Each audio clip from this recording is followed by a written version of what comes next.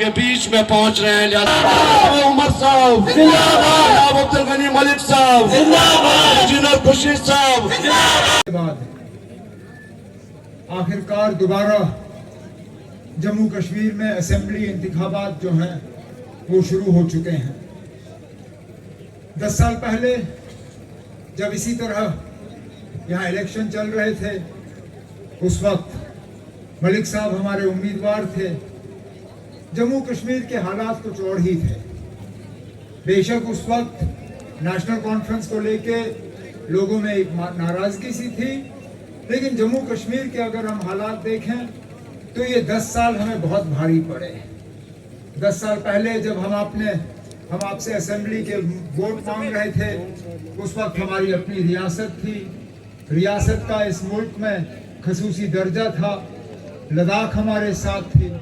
हमारा अपना झंडा था, अपनी आईन थी, अपना पहचान, वजूद, वकार, अपनी ज़मीनों पे अपना हक, अपनी दरियाओं पे अपना हक, इन पहाड़ों के जंगलों पे अपना हक। इस 10 साल में सारा कुछ हमसे छीना गया। न हमारी रियासत रही,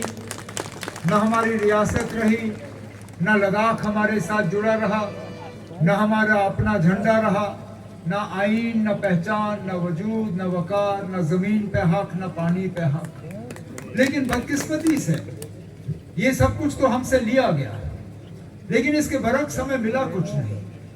मां सिवाय झूठे वादे, खोखले नारे, झूठ, मायूसी और इसके अलावा कुछ नहीं।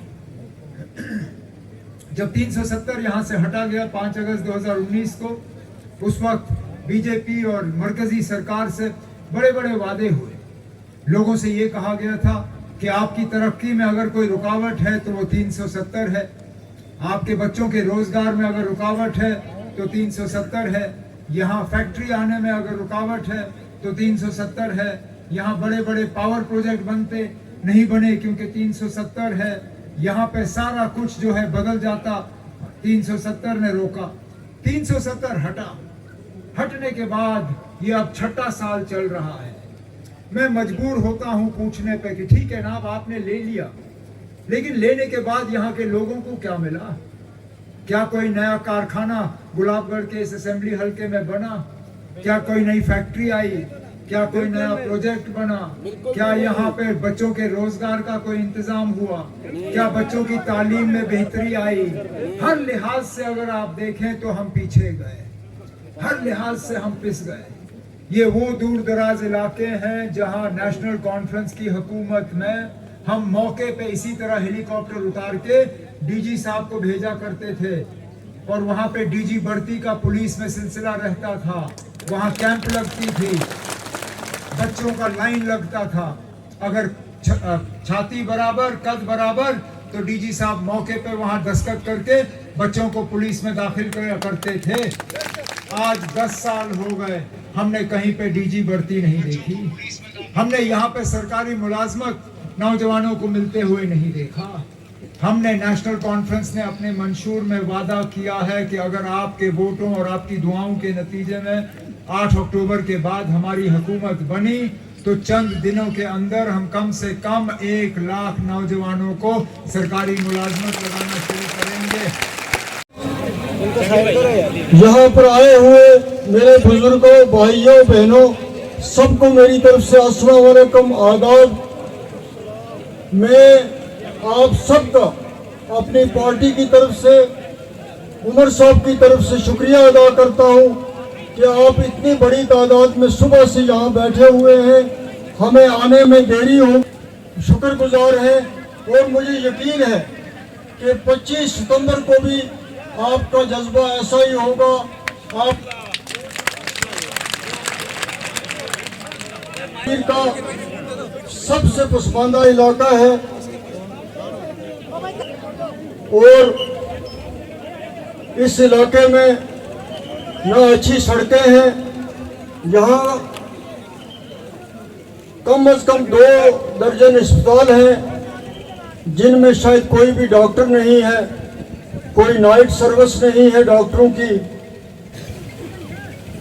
कहीं आपको डिजिटल एक्सरे नहीं मिलेगा, कहीं आपको अच्छी एम्बुलेंस नहीं मिलेगी, कहीं आपको पानी की कोई अच्छी स्कीम नहीं मिलेगी, कहीं आपको अच्छा स्कूल नहीं मिलेगा, बेरोजगारी यहाँ पे अरूज पे है।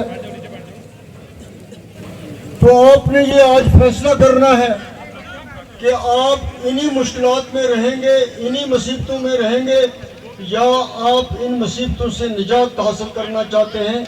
आप एक अच्छी ज़िंदगी गुजारना चाहते हैं, आप एक अच्छा अस्पताल चाहते हैं, एक अच्छा स्कूल चाहते हैं, एक अच्छी सड़क चाहते हैं, एक अच्छा बिजली का निज़ाम चाहते हैं।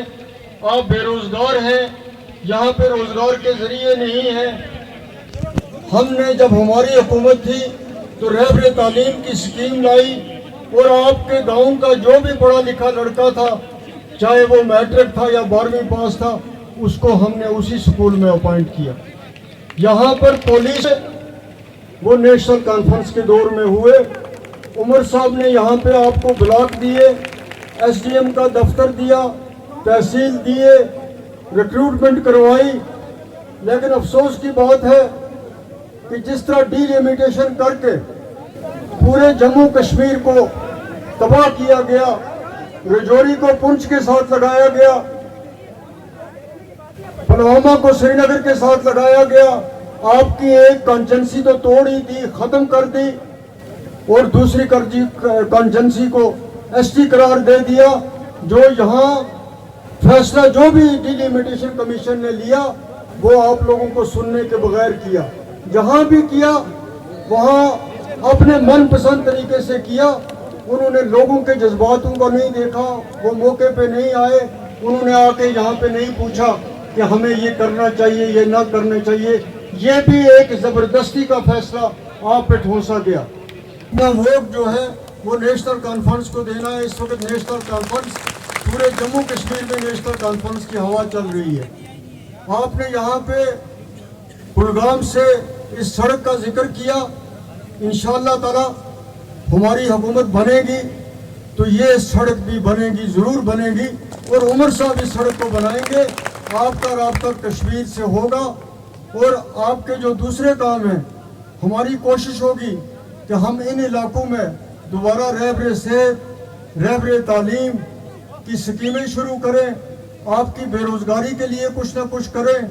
और आपने ये देखना है कि अगर आप चाहते हैं कि स्टेटहुड बहाल हो, अगर आप चाहते हैं कि 5 अगस्त 2019 का फैसला आपको पसंद नहीं है, वो फैसला आप पर ठोसा गया है, आप उस फैसले के खिलाफ हैं, तो आपको फिर नेशनल कॉन्फ्रेंस को वोट देना है, इसको मजबूत करना है।